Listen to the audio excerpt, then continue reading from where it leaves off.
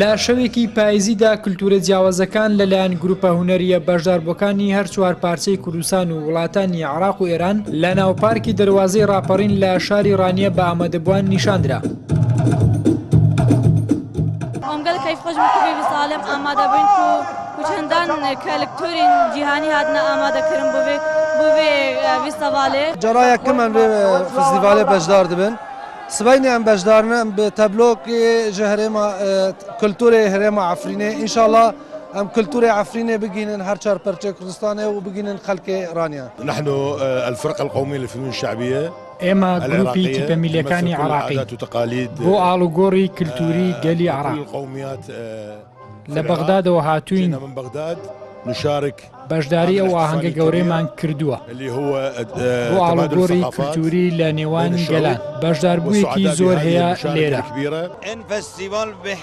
ئەم فستیڤاڵە باشترین فستیڤاڵە ئەنجام درابێت. پێشوازیەکی باشمان لێکرا. سوپاسی سەرجەم بەرپرسان و ئامادەبووان دەکەین. بە تایبەتی شاری ڕانیە زۆر سوپاسیان دەکەین.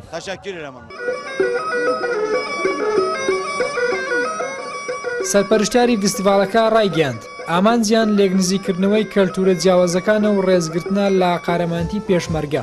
وتیشی فستیڤاڵەکە بۆ ناوچەکە گرنگی تایبەتی خۆی هەیە. ئامانجمان لێکنزیکردنەوەی کەلتورەکانە و دەمانەوێ بۆ ڕێزێک بۆ هێزی پێشمەرگەی کوردستان و وەک پەیامێک بۆ ئاشتی و پێکەوە ژیان چالاکیەکەمان بەڕێوە بچێ.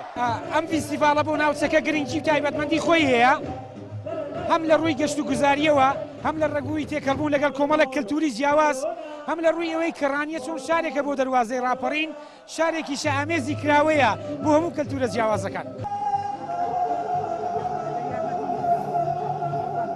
سنتەری ڕال بۆ ئاڵگۆڕی کلتوری چوارەمین فستیڤاڵی کلتورە جیاوازەکانی بە بەشداری 13 گروپی هونەری دەست پێ کرد. فستیڤاڵەکە لە دوو شەودا کارەکانی ئەنجام دەدات. لە شەوی یەکەمدا 8 تیپی هونەری کارەکانیان نمایش کرد و توانیان ئامادەبووان بهێنە جۆش. وا بڕیاریشە لە شەوی دووەمدا تیپەکانی تر سەرنجی ئامادەبووان ڕابکێشن و وێڕای ئەنجامدانی دیالۆگێکیش لە سەمپزیۆمێکدا پێشەنگایەکی شێوەکاری و فۆتۆگرافی پیشان دەدرێت. مەجید بیتوێنی کێنێن ڕانیە.